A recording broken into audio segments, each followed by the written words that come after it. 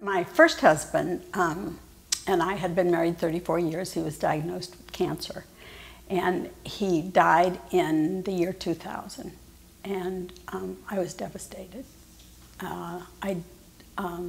Although I wasn't suicidal, I really didn't want to live. I didn't see anything to live for. My kids were grown.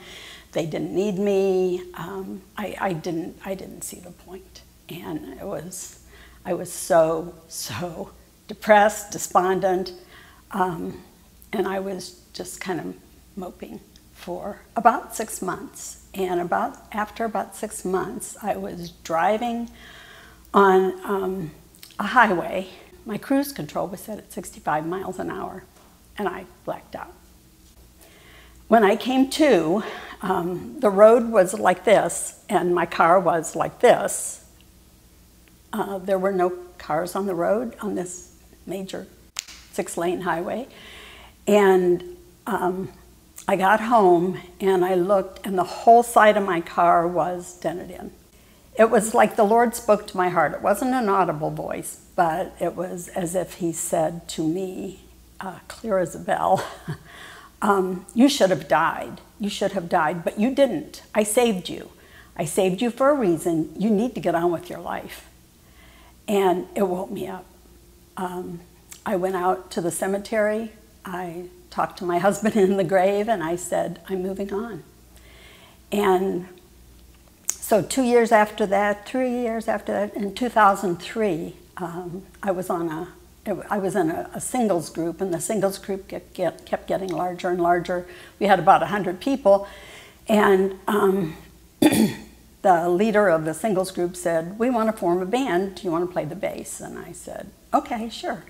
And he had asked Randy, who was in the singles group, whom I didn't know because the singles group was so big I didn't know him. He had asked him to play guitar. So Randy played guitar in the worship band, I played the bass, and that's where Randy and I met. And that was in 2003. We got married in 2004, and the rest is history. I didn't see that my life had purpose. I didn't see that there was any reason to live until God said, I have a purpose. I have a plan for your life.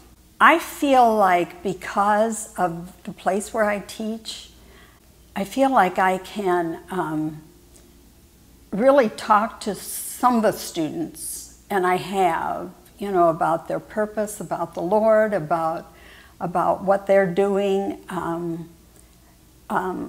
Some of the students don't see where they're going, and I say, you're so young, you'll figure it out. Just pray about it, God will show you.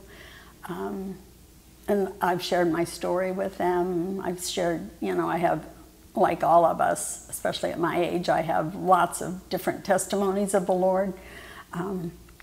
But that's the one that I feel maybe can help somebody who has lost a spouse, lost a child, been divorced, somehow, some way feel like, what's the point? So that's the story that I share the most with people who I feel don't see a purpose to their life.